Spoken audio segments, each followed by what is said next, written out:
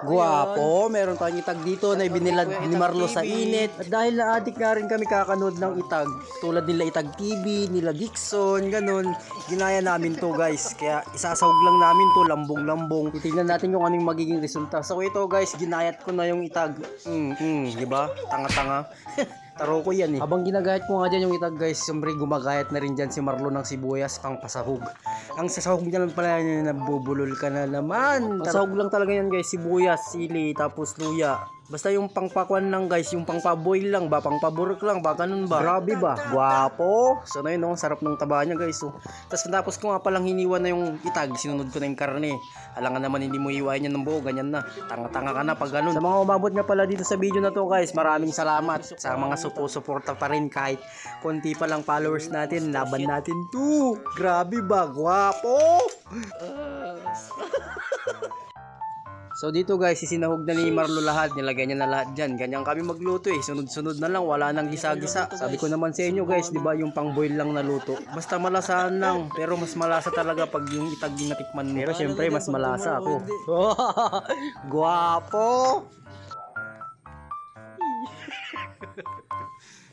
So after namin natapos yun guys, umuwi muna ako. Siyempre kailangan ko maging fresh. Di pa ako naliligo 5 araw na eh. Pero kahit hindi naligo yan ng 5 araw guys, mabango pa rin yan. Hangutom kita, nagbangsit karat ko. So dito inapon ko muna yung mga kalding pala, tas yung baka natin. Sa sobrang katanghan ko dito, nilublob pa jay sa kakain titaki baboy. Hay! Yun. After natin nagigos, papunta na tayo ulit doon para tignan natin kung paano ba yung itsura nung niluluto natin, kung tama ba yun. So dito, ayan na, adobo pala yun, mistake ko. Andito pala sa baba yung naluto namin.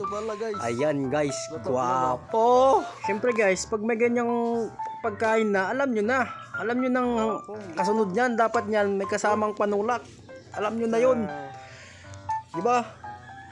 Kita mamarta dita kapadak. Sabi nga ni Lokong Jorin, hapon na. Shot na. Guwapo. Walang inumin. Ayan. Kasama ko yung mga mamartag. So yan yung mga kasama ko guys, mga mamartag na tulad ko. Kasama ko si Lito Lapid, si Marlaw, si Lakay. Yon, ito na pala yung finishing product. Finishing product. Try natin ni first bet yan guys. Panoodin nyo na lang ako guys kung paano ko tikman yung itag. Para naman kahit pa paano mananam nyo.